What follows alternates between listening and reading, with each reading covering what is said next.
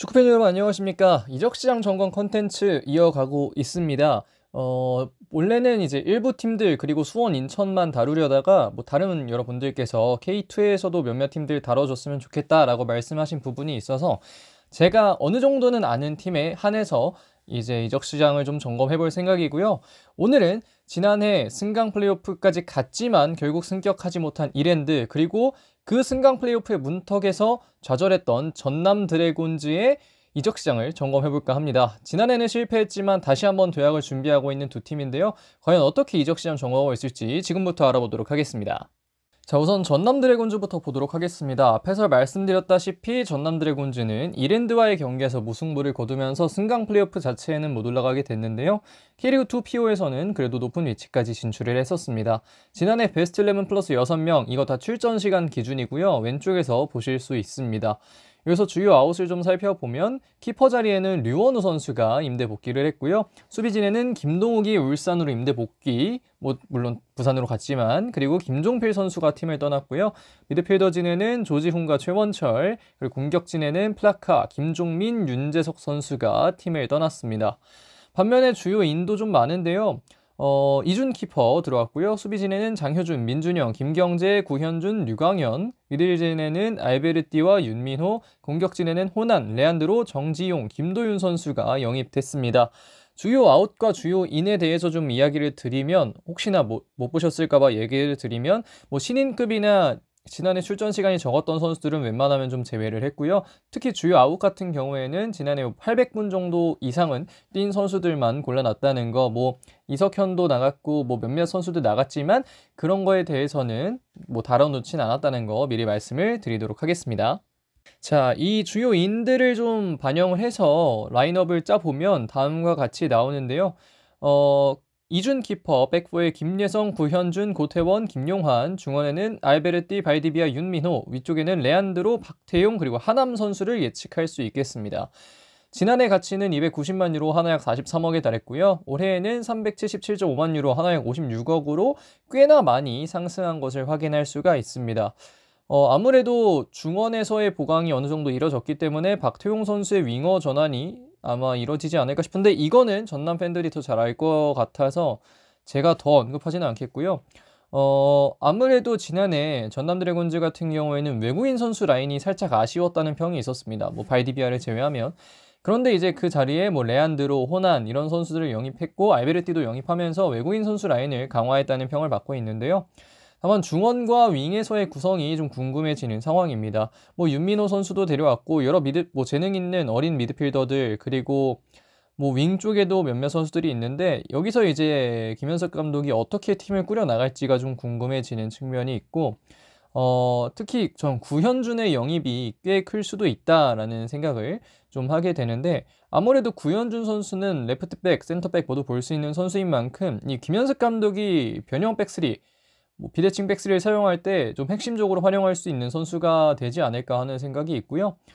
이런 점들을 보면 전남도 올해 이적 시장을 괜찮게 보내고 있고, 이미 아마 이적 시장 마무리했겠지만 이 안에서 지금 김현석 감독이 여러 방면으로 머리를 굴리고 있지 않을까 싶습니다.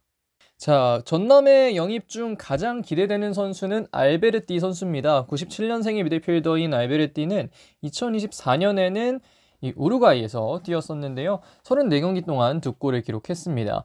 우루과이 1부 7순이고요. 국적도 우루과이고요. 전형적인 수비형 미드필더와는 거리가 있습니다. 이 선수를 수비형 미드필더로 보는 것도 있을 텐데, 제가 보기에는 전형적인 수비형 미드필더라기보다는 피지컬도 그렇고 활동량이 좀 많아요. 활동량이 좀 많으면서 공격 가담도 활발하게 하고요. 킥이 좋고 활동량이 많습니다. 이 선수를 약간 수비형 미드필더로 보기엔 좀 애매한 게, 선수가 보는 포지션이 보통 중미나 그리고 왼쪽 오른쪽 윙 혹은 미드필더 이렇게 서곤 하는데, 그래서 이 김현수 감독이 어떻게 활용할지는 잘 모르겠습니다만, 어쨌든 킥이 좋고 활동량이 많은 선수는 어디에다가 놔도 잘 활용을 할 수가 있잖아요. 그래서 김현수 감독이 어떻게 사용하냐가 좀 중요할 것 같고, 히트맵이 상당히 화려합니다. 이 중원에서는 정말 전 지역에 발자국이 찍혀 있다고 생각해도 될 정도로 정말 활동량 많은 선수고요.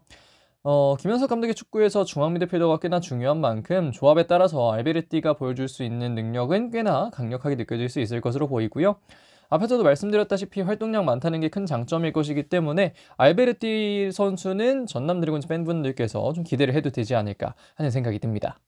자, 다음으로 서울 이랜드 보도록 하겠습니다. 지난해 베스트 11 플러스 6명 출전 시간 기준으로 왼쪽에 모두 나열해 놨습니다. 여기서 주요 아웃을 보면 키퍼 자리에는 문정인 선수와 윤보상 선수가 팀을 떠났고요. 수비진에는 박민서와 이인재, 미드필더진에는 카즈키, 그리고 공격진에는 브루노, 이동률, 이준석, 몬타뇨, 그리고 추가적으로 보면 김신진까지 나가 있는 상황입니다. 이 반의 주요 인을 보면 키퍼는 노동건 선수가 좀 핵심적인 키퍼로 들어왔고요. 수비진에는 김주환, 곽윤호, 그리고 영등포 공고로부터 굉장히 대여라고 또 생각이 됐던 김현우 선수를 데려왔습니다. 미드필더진에는 윤석주 선수가 영입이 됐고요. 공격진에는 에올레르, 페드링요, 아이데일, 이탈로 선수가 영입이 된 서울 이랜드입니다. 자, 이랜드 올해 예상 베스트 11은 왼쪽과 같습니다. 4-1-4-1 사용할지 아닐지 모르겠지만 일단 4-1-4-1로 놔뒀는데요. 노동건 키퍼, 백포에 최강훈, 곽윤호, 김민규, 김주환, 중원에는 오스마르, 서재민, 백지웅 죄송합니다. 공격진에는 에울레르, 변경준, 그리고 아이데이를 세워봤습니다. 지난해에는 390만 유로였는데 올해는 365만 유로로 살짝 떨어져 있는 상황인데요. 이게 보면 결국 25만 유로 정도 차이인데 그렇게 큰 차이는 아니고요. 외국인 선수의 라인업의 변화가 저는 꽤 크지 않을까 하는 생각이 듭니다. 브루노 실바 선수도 지난해 계속 좋았던 건 아니었지만 좋은 모습을 보여줬을 때가 있었고 이코바 선수도 득점 많이 기록했었고 그런 점들이 있었기 때문에 근데 올해에는 좀 많은 변화가 있었잖아요. 외국인 선수는 오스마르 제외하고는 전부 다 바뀌었기 때문에 이런 지점에서는 서울 이랜드가 외국인 선수에 상당히 디테일을 신경 썼다는 걸 확인할 수가 있는데요. 가장 제가 개인적으로 기대하는 건 이 백지웅 선수 활용도입니다. 시즌 말미로 갈수록 이 백지웅 선수가 상당한 가능성을 보여줬었는데 지난해의 출전 시간대로만 간다면 박창환 선수가 중원에서 뛰겠지만 지난해 말미에 보여줬던 그 활약을 보면 백지웅 선수가 좀 큰 포텐셜을 가지고 있는 것 같거든요. 그렇기 때문에 이 백지웅 선수에 대한 활용을 좀 한번 주목해보면 좋지 않을까 하는 생각이 듭니다. 자, 가장 기대되는 영입을 뽑으라면 역시 이 존 아이데일 선수를 뽑을 수밖에 없을 걸로 생각되는데요. 1999년생의 스트라이커 아이데일은 188에 86이라는 상당히 좋은 피지컬을 갖고 있습니다. 지난해 전반기 2024-2025 시즌 전반기에는 이 울보르에서 덴마크 1부죠. 17경기 동안 4골과 1개의 도움을 기록했습니다. 이제 호주 국가대표 출신의 스트라이커고요. 2경기 동안 1골을 기록했습니다. 24년 3월 A매치를 뛰었었고요. 신체 조건만 보시면 알 수 있다시피 피지컬이 상당히 좋고 지금 사진만 봐도 이 대흉군이 완벽하죠. 아이데일 선수는 피지컬이 좋고 그와 동시에 마무리 능력이 생각보다 괜찮은 선수입니다. 주발은 다들 오른발로 알고는 있는데 왼발 마무리도 상당히 많은 편이고요. 아이데일 선수 같은 경우에는 지난해 슈퍼리가에서는 14경기 동안 3골, 컵에서는 3경기 동안 1골과 1개의 도움을 기록했습니다. 초반엔 주전이었다가 뒤로 갈수록 약간 주전에서 준주전 왔다 갔다 하는 그런 상황이 좀 있었고요.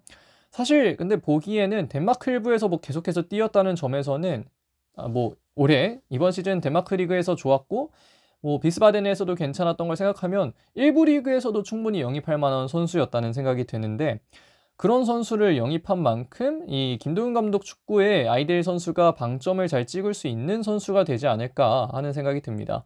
한국 축구에 적응만 한다면 좋은 능력을 보여줄 수 있는 선수라고 생각하고 아이데일 선수의 영입이 이랜드에게는 굉장히 좀 중요할 거라는 생각이 드는데요.